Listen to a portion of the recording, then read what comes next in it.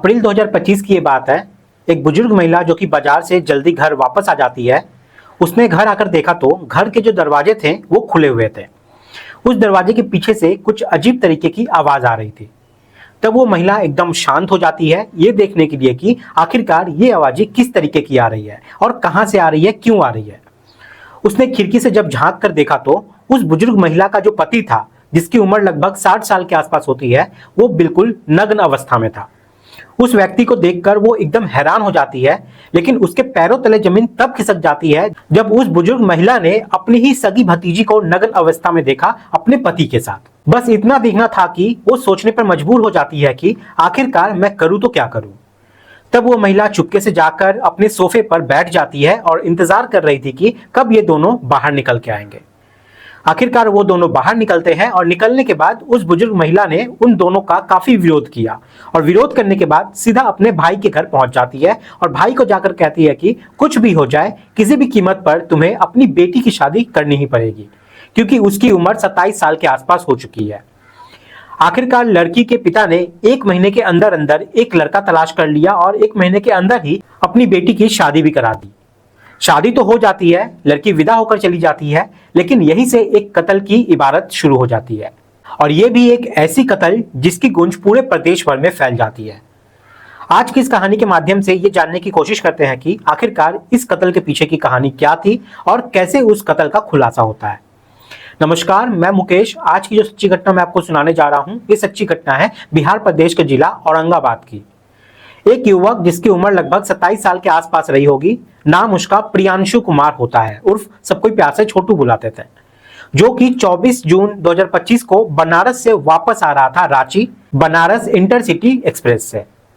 अब जैसे ही वो नवी नगर रेलवे स्टेशन पर आने वाला था, तभी वो अपनी माँ को फोन करके कहता है कि माँ, मुझे थोड़ी देर हो जाएगी, इसलिए रेलवे स्टेशन पे मुझे लेने के लिए किसी को भेज दो। अब उसकी माँ ने सोचा कि हाँ, रात हो जाएगी तो बेटा अकेले कैसे आएगा, परेशान हो जाएगा, इसलिए वो मोटरसाइकिल से गांव के ही 2 लड़के को भेजती है। एक का नाम सोनू होता है, दूसरे का नाम अनूप होता है। वो पल्सर बाइक लेकर सीधा रेलवे स्टेशन पहुंच जाते हैं और वहां जाकर आराम से इंतजार कर रहे थे। तभी प्रियांशु आता है और वो उसे अपनी बाइक पर बिठाते हैं और बाइक पर बिठाने के बाद घर की तरफ चल देते हैं। 24 जून 2025 की रात 7:30 बजे के आसपास की ये वाकया थी। इसी बीच में बराबर में एक और बाइक वहां पे आके उनके पास में रुक जाती है, जिस पर 2 लड़के सवार थे। वो उनसे पूछते हैं कि भैया, हम लोगों को देवराज बिघा एक गांव लगता है, वहां पर जाना है, क्या आप हमें रास्ता बता सकते हो। जैसे ही ये 2 बाइक सवार ने यहाँ पर इन 3 लड़कों से, जिसमें प्रियांशु भी बैठा हुआ था, उनसे पूछते हैं तो वो एड्रेस बता ही रहे थे कि इसी में अचानक से एक के बाद एक 7 से 8 गोलियां चलती है। अब ये गोलियां लग जाती है प्रियांशु को। उसके बाद गोली मारने वाला जो होता है वो वहां से भाग जाता है। अब सोनू और अनूप समझ नहीं पा रहे थे कि आखिरकार करे तो क्या करे। उन्होंने चीखना चिल्लाना शुरू किया तो आसपास के लोग भी वहां पे आते हैं। अब ऐसी स्थिति में तत्काल प्रभाव से प्रियांशु को एक हॉस्पिटल में लेके जाया जाता है। डॉक्टर ने देखना शुरू किया तो पता चलता है कि वो तो मर चुका है। तुरंत ही जो हॉस्पिटल वाले होते हैं नजदीकी पुलिस स्टेशन को सूचना देते हैं और जो एसएचओ होते हैं मृत्युंजय कुमार उपाध्याय अपनी टीम के साथ मौके पे पहुंच जाते हैं। मामले की जांच पड़ताल करने के लिए अनूप और सोनू से पूछताछ होती है। सोनू का असली नाम होता है अमित कुमार। उनसे पूछा जाता है कि इतनी गोलियां चलती है, 7 से 8 गोलियां, लेकिन तुम्हें एक भी गोली नहीं लगती, क्या बात है, इसके पीछे का कारण क्या है। अब एसएचओ ने जब इन दोनों लड़कों से सख्ती से पूछताछ करना शुरू किया, तब भी कुछ हाथ नहीं लगता है।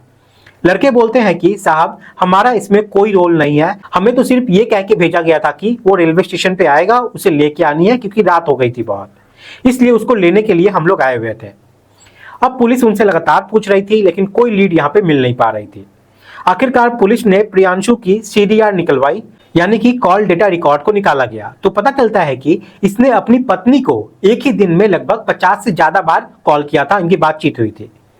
अब 50 से ज्यादा बार बातचीत क्यों हुई थी, बस यही जानना था। अब यहां से जो इसकी पत्नी है, इसके बारे में पता चलता है कि 45 दिन पहले, यानी कि 11 मई 2025 को इनकी शादी होती है। लड़की का नाम होता है गुंजा सिंह। गुंजा सिंह जो कि नवी नगर की रहने वाली होती है। अब उससे पूछा जाता है कि तुम्हारी क्या बातचीत हुई थी, तो उसने बता दिया कि जैसे एक सामान्य पति और पत्नी के बीच बातचीत होती है, वही हुई थी। तभी पुलिस ने डिमांड की कि अपना मोबाइल नंबर और मोबाइल हमें दे दीजिए, कुछ हमें देखना है, कुछ जांच पड़ताल करनी है। अब जैसे ही गुंजा से उसका मोबाइल मांगा जाता है तो गुंजा साफ साफ इनकार कर देती है कि मेरे मोबाइल में कुछ जरूरी चीजें हैं, इसलिए मैं नहीं दे सकती। अब पुलिस को यहाँ पर शक होता है। अब पुलिस ने इसका मोबाइल भी लिया और साथ ही इसको भी हिरासत में लिया। 2 जुलाई 2025 को आखिरकार पुलिस इसे हिरासत में लेती है। अब इससे जब पूछताछ करती है कि क्या बातचीत हुई थी, चलो सच सच बताओ, शुरुआत से बताओ, तो हर बार उसकी नई कहानी होती थी। अब पुलिस यहाँ पे परेशान होकर जब अपने तरीके से उसे पूछताछ करना शुरू किया, तब उसने असल कहानी यहाँ पे बताना शुरू किया। वो बताती है कि जब वो छोटी थी तब बचपन में वो अपने फूफा के साथ चली जाती है, यानी कि फूफी उसे अपने साथ ले जाती है अपने घर पे, वहीं पे वो रहेगी, वहीं पे वो पढ़ेगी। जब वो 12 साल की होती है तो तब उसका फूफा जो था वो 45 साल का होता है। अब इस लड़की का अपने फूफा के प्रति आकर्षण बढ़ने लगता है, साथ ही फूफा का भी इस लड़की के प्रति अट्रैक्शन बनने लगता है। दोनों आपस में एक दूसरे को पसंद करने लगते हैं। धीरे धीरे करके कब 15 साल गुजर जाते हैं पता नहीं चलता। 15 साल तक ये दोनों ऐसे रहते थे जैसे पति और पत्नी रहते हैं।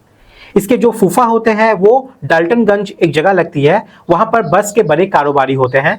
अब इधर घर में कोई शक की यहाँ पे गुंजाइश नहीं थी, यानी कि गुंजा सिंह की जो बुआ थी उसको अपने भतीजी पर कोई शक नहीं था, लेकिन वो नहीं जानती थी कि उसकी सगी भतीजी का उसके पति के साथ अवैध संबंध है।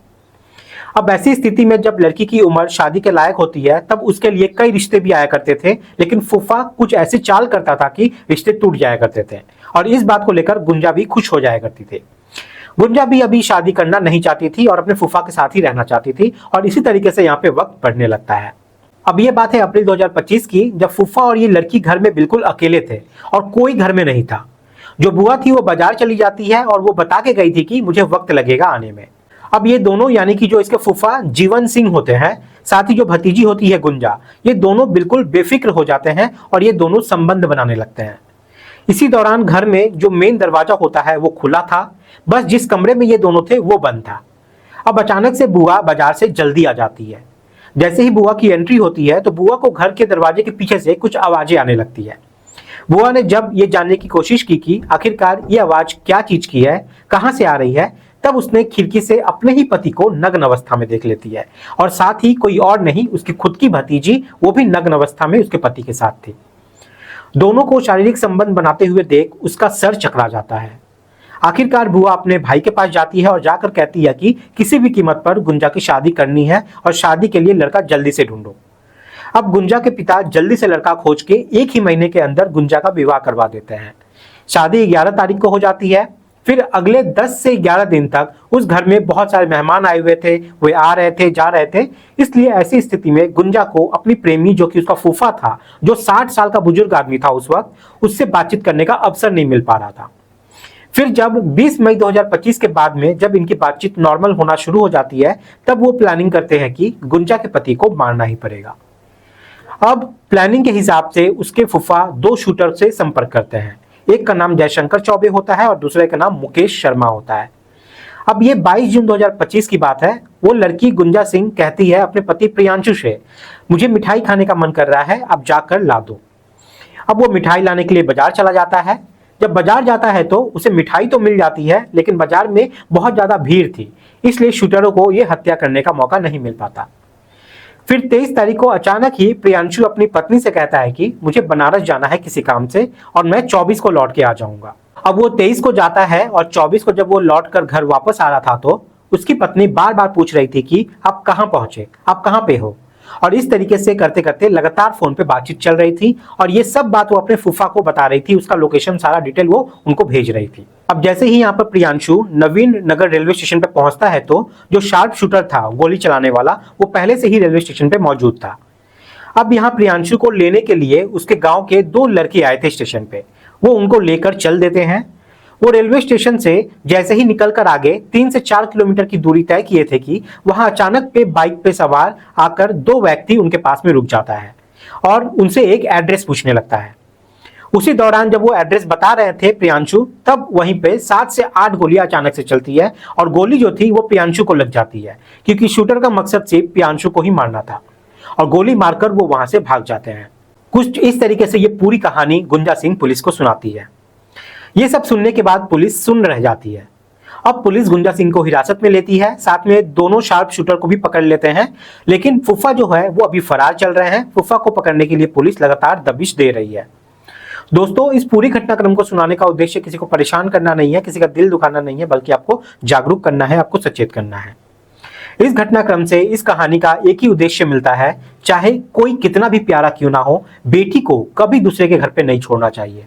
बेटी को अपने ही घर पे रखना चाहिए, उसकी परवरिश खुद करनी चाहिए और उस पर नजर भी रखनी चाहिए, क्योंकि समाज में बहुत सारे गिद्ध घूम रहे हैं, कोई फूफा के रूप में तो कोई किसी और रूप में। इसलिए बेटियों की सुरक्षा करना माँ बाप का खुद की जिम्मेदारी है, आप उस पर किसी और पे ना छोड़ें। आप सब लोग अपना ख्याल रखें, सुरक्षित रहें। जय हिंद, जय भारत।